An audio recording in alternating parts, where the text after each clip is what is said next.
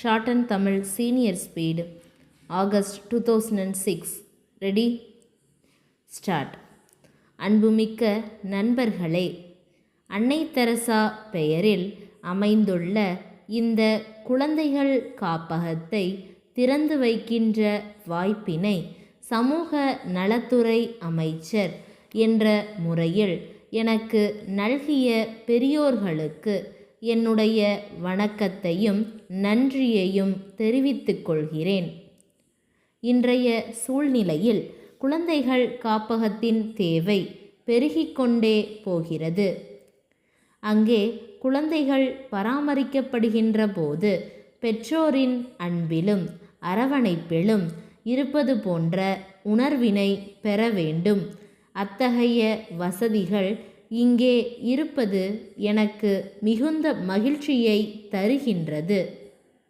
வீட்டிலேயே முடங்கி கிடந்த பெண்கள் இன்று கல்விக்கூடங்களிலும் தொழிற்சாலைகளிலும் அரசு அலுவலகங்களிலும் பணியாற்றி கொண்டிருக்கிறார்கள்.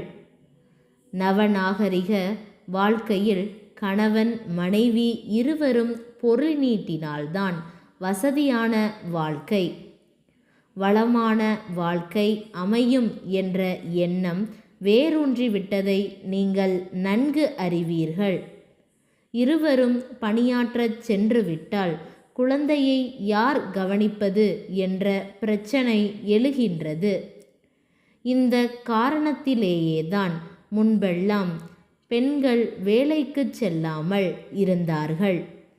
வேலைக்கு சென்றாலும் திருமணத்திற்கு பின் அந்த வேலையை விட்டுவிடக்கூடிய நிலைமை ஏற்பட்டது. இந்த பிரச்சனைக்கு ஒரு தீர்வு காண்கின்ற முயற்சியிலேதான் குழந்தைகள் காப்பகம் தோன்றியது. இது பணிக்கு செல்லும் பெண்களுக்கு ஒரு வரப்பிரசாதமாக அமைந்துள்ளது என்பதை தெரிவித்துக் கொள்கிறேன். இந்த காப்பகத்தில் குழந்தைகள் பராமரிப்பில் தேர்ச்சி பெற்ற செவிலியர்களும் ஆயாக்களும் இருக்கிறார்கள். குழந்தைகள் மகிழ்ச்சியாக இருக்க விதவிதமான விளையாட்டுப் பொருட்கள் இருக்கின்றன. இயற்கையான முறையில் குழந்தைகளின் ஆரோக்கியத்தை பேணுகின்ற வகையில் காப்பகத்தை சுற்றி அழகிய பூச்செடிகள் வளர்க்கப்படுகின்றன. இந்த நேரத்தில் இங்கே ஒன்றை சுட்டிக்காட்ட விரும்புகிறேன். இளமையில் கல் என்பது ஒரு முதுமொழி. அதற்கேற்ப 5வது வயதிலேயே குழந்தைகளை பள்ளிக்கூடத்திற்கு அனுப்ப வேண்டுமென்ற சிந்தனை இருந்தது. ஆனால் இப்போது அந்த கூற்று மாறிவிட்டது. கருவிலேயே குழந்தை கேட்கும் திறமை பெற்றுள்ளதாக அறிவியலாளர்கள் கூறுகிறார்கள். கருவிலேயே கண்ணன் உபதேசத்தை அபிமன்யு கேட்டான் என்ற மகாபாரத கதையை இது மெய்ப்பிக்கிறது. அதனால் காப்பகத்தில் உள்ள குழந்தைகளின் கேட்கும் திறமையும் நினைவாற்றலையும் மேம்படுத்த முடியும் என்பது தெளிவாகின்றது.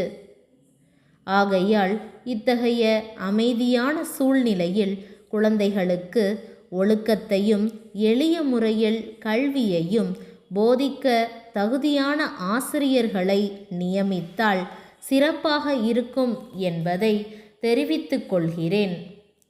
இங்கே பராமரிக்கப்படுகின்ற குழந்தைகளின் மருத்துவ வசதிக்காக அருகிலுள்ள அரசு மருத்துவமனையில் பணியாற்றுகின்ற ஒரு மருத்துவரை அவ்வப்போது வந்து சிகிச்சை அளிக்க நான் ஏற்பாடு செய்கிறேன். மேலும் என்னுடைய நலத்துறையின் மூலமாக உங்களுக்கு என்னென்ன உதவிகள் செய்ய முடியுமோ அவற்றை செய்ய நான் தயாராக இருக்கிறேன் என்று கூறி உங்கள் முயற்சி வெற்றி பெற வாழ்த்தி என் உரையை முடித்துக் கொள்கிறேன். ஈரோடு மாவட்ட கைத்தறி நெசவாளர் கூட்டுறவு சங்கங்கள் இணையத்தின் செயலாளர் திரு மு. சுரேந்திரன் சென்னை கைத்தறி இயக்குனருக்கு எழுதிய கடிதம். ஐயா, ஈரோடு மாவட்டம் கைத்தறி நெசவாளர்கள் நிறைந்த பகுதி. இங்குள்ள மக்கள் பெரும்பாலும் நெசவுத் தொழிலையே நம்பி வாழ்ந்து கொண்டிருக்கிறார்கள். வறட்சியின் காரணமாக பருத்தி உற்பத்தி குறைந்து விட்டதால் நூல் விலை அதிகமாக இருக்கிறது. அதே நேரத்தில் துணிக்கு போதிய விலை கிடைக்கவில்லை. அதனால் கைத்தறி துணி பெருமளவுக்கு தேங்கிவிட்டதால் நெசவாளர்கள் வேலையின்றி தத்தளித்து கொண்டிருக்கிறார்கள். இந்நிலையில் அரசுதான் அவர்களுக்கு ஆதரவளிக்க வேண்டும். வரும் பொங்கல் பண்டிகையை முன்னிட்டு வறுமை கோட்டிற்கு கீழே உள்ளவர்களுக்கு இலவச வேட்டி சேலைகளை அரசு வழங்கும். அதற்கு தேவைப்படும் துணிகளை இப்பகுதியில் இருந்து கொள்முதல் செய்தால் நெசவாளர்களின் துயர் ஓரளவுக்கு துடைக்கப்படும். அதோடு நியாயமான விலையில் தேவையான நூலும் அவர்களுக்கு வழங்கப்பட்டால் அவர்களுடைய வாழ்வில் ஒளியேற்றி வைத்ததாக மகிழ்ச்சியடைவார்கள். இதற்கு இயக்குனர் அவர்கள் அரசுடன் தொடர்பு கொண்டு உரிய நடவடிக்கை எடுக்கும்படி கேட்டுக்கொள்கிறோம். தங்கள் நம்பிக்கையுள்ள ஸ்டாப்